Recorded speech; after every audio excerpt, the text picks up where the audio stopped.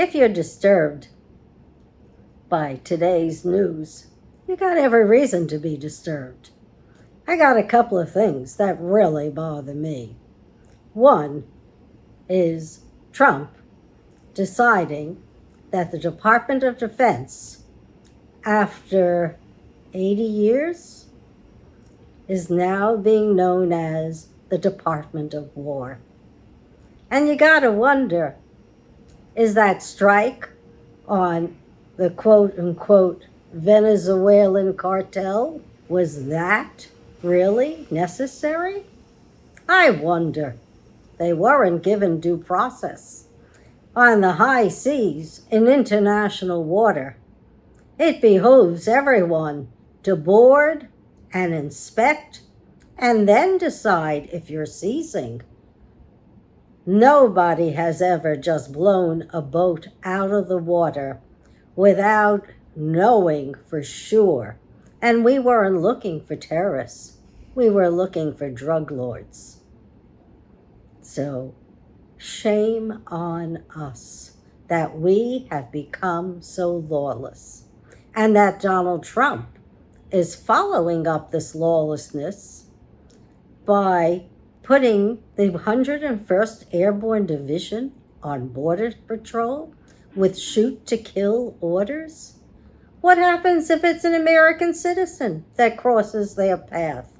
Who will know? And my point is, no one will know. Just like the big boogeyman was the immigrants, well, he's rounded them up brutally. He's taken kids, unaccompanied kids, and put them in deportation centers, only to have to let them free because it's illegal to have done so. But why do it in the first place? Kilmar Abreu Garcia is still in limbo. And really, is it the immigrants that have taken our jobs? Doesn't look like it. Who's taken our jobs are the major corporations of America. What they've done is they've put capitalism and called it gentrification in every single part of America. Wherever we had galleries, wherever we had entrepreneurs, wherever we've had restaurants, they've tried to make it into part of the large corporate sphere. And what has that done to Americans? It's given us all the same low wages. Low wages, so we can't afford apartments, we can't afford rent, we can't afford health care, we can't afford to ever buy our home, which was the American dream, because everyone is stuck. It would have been better for tipped people, and there are evidently hundreds of categories of tipped individuals, if they got a basic minimum wage of at least $20 to $25 an hour. That would be better if they got that and they got overtime and there was no such thing as tipped wages at $2.17 an hour. So what are we doing, Americans? You gotta be outraged. You gotta be outraged because you've been sold a bill of goods by Donald Trump. Evidently, according to Woody Allen, he's a slick actor, and he's got a lot of people writing those executive orders for him. That whole Heritage Foundation is at his disposal with Project 2025. And he ain't kidding when he says he wants a third term. He really does, because why is he rigging the 2026 elections?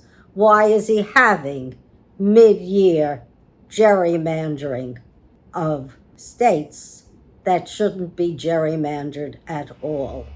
Missouri is going to play along.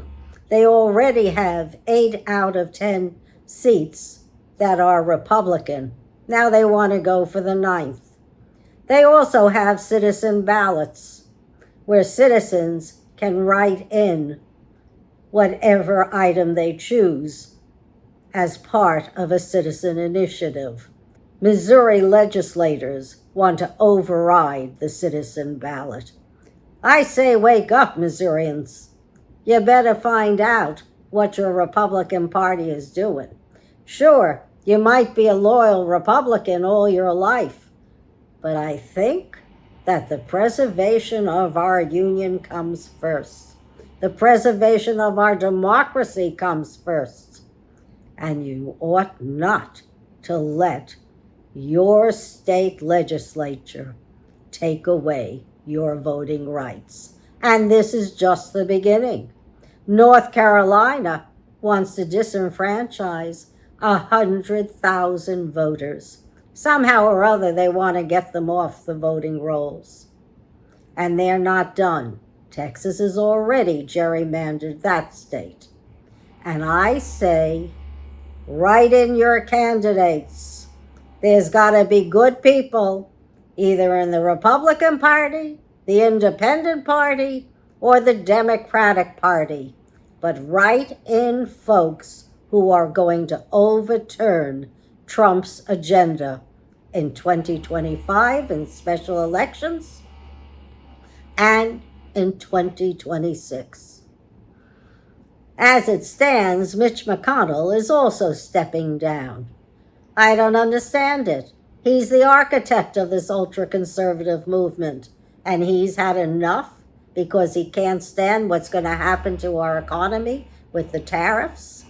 That's the last straw for him. Shame, shame for all the years that you have brought us backwards. Shame for stagnating our economy and our country and the right to have good judges and not just partisan judges. Shame that now, after you've wreaked havoc and let loose the dogs of war, you're going to step down. I hope you can live with yourself. I'm sure with $300 million, you probably can, especially when a lot of it comes from China. So, this is a sick economy under Trump. Jerome Powell got us right through the pandemic, the only country to come through without a major recession. The only country to have stimulus programs that we're not using because Trump has repurposed all the money for his agenda. Well, the voting rights are important. I know I'm testing the waters as a write-in candidate for mayor of New York City. And I hope that throughout the nation, there'll be a lot of write-in candidates, new people in the Democratic Party or the Independent Party who'll be running for Congress to overturn Trump's agenda. This lawlessness has to stop. It's not too soon to impeach Donald Trump. And all I can say is, the Epstein files absolutely have legs. There are 100 survivors waiting to tell their stories. Trust me, this was no Democratic cabal. There are photographs with Trump. There are photographs with Melania. They're all there.